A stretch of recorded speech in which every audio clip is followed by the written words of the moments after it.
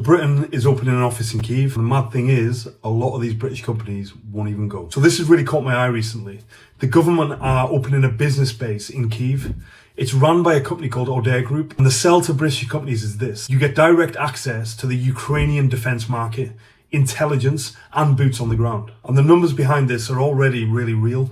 There's about 40 odd UK-Ukrainian industrial business partnerships happening already. 7.5 billion pledged to UK SMEs by 2028. That's a 50% jump. So this isn't just some press release without any numbers behind it. But here's the thing. What was keeping UK companies out of Ukraine previously wasn't the admin. That's around 5% of your company if you're running at 20 headcount. And you're never sending over like the spare person. You're going to send over your best engineer.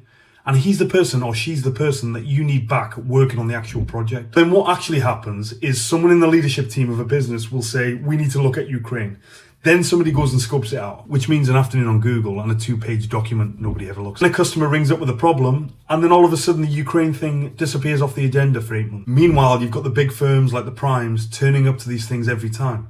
Because they have the resources, they have the allocations to do it. Don't get me wrong, the business office in Kyiv generally helps. It takes out the cost and then the not knowing who to call. But it solves the cost of being there. It doesn't solve the cost of being able to spare anybody. Firms that are going to really benefit from this the most are the ones that have a bench that can afford to lose somebody for 6 months of the year. So my view is this, the companies that are going to benefit from this the most are the ones with a backbench that can afford to lose somebody for 6 months of the year and that not stop the machine. For the rest, they're all going to read the announcement, all nod their heads and do absolutely nothing about it, as always. So I'm going to keep a real close eye on who's turning up to this. It's going to be a really interesting watch. If you like content like this, give me a follow. I don't report on the industry, I work within it.